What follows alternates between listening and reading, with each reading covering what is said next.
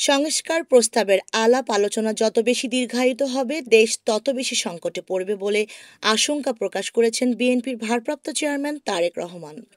রোববার ২ ফেব্রুয়ারি বিকেলে ঢাকা মহানগর দক্ষিণ বিএনপি আয়োজিত এক কর্মশালায় এমন আশঙ্কা প্রকাশ করেন তিনি। যদি সংস্কার করে আমরা সংস্কারের আলোচনা দীর্ঘ থেকে দীর্ঘতর করতে থাকি, তাহলে স্বৈরাচার সুযোগ পেয়ে যাবে। যে স্বৈরাচারকে বাংলাদেশের সব মানুষ, দল মত নির্বিশেষে, শ্রেণী পেশা নির্বিশেষে সব মানুষ একত্রিত হয়ে এই দেশ থেকে বিতাড়িত করে দিয়েছে, সেই স্বৈরাচার সুযোগ পেয়ে যাবে আবার দেশের মানুষের কাঁধে চেপে বসার।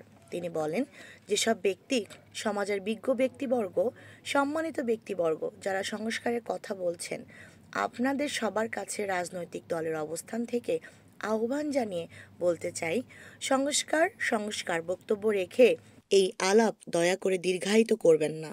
কারণ আপনারা সংস্কারের আলাপ যত দীর্ঘায়িত করবেন, দেশ তত বেশি সংকটের মুখে পড়বে।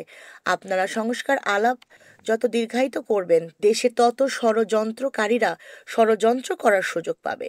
নির্বাচন শেষে কোনো ভিন্ন পথ নেই মন্তব্য করে বিএনপির ভারপ্রাপ্ত চেয়ারম্যান বলেন, সংস্কারের প্রস্তাবগুলো যদি বাস্তবায়ন করতে হয়, তাহলে সবচেয়ে আগে নির্বাচনই প্রয়োজন।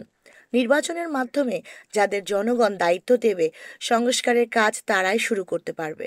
তাদেরকে শুরু করতেই হবে। সংস্কার যত দ্রুত বাস্তবায়ন করা যাবে, দেশকে, দেশের মানুষকে তত দ্রুত আমরা বিপদ থেকে রক্ষা করতে পারব। ঢাকা মহানগর দক্ষিণ বিএনপির উদ্যোগে শ্যামপুরের কদমতলীর বালুর মাঠে রাষ্ট্র কাঠামো মেরামতের ৩১ দফা ও জনসম্পৃক্তি শীর্ষক প্রশিক্ষণ কর্মশালা হয়।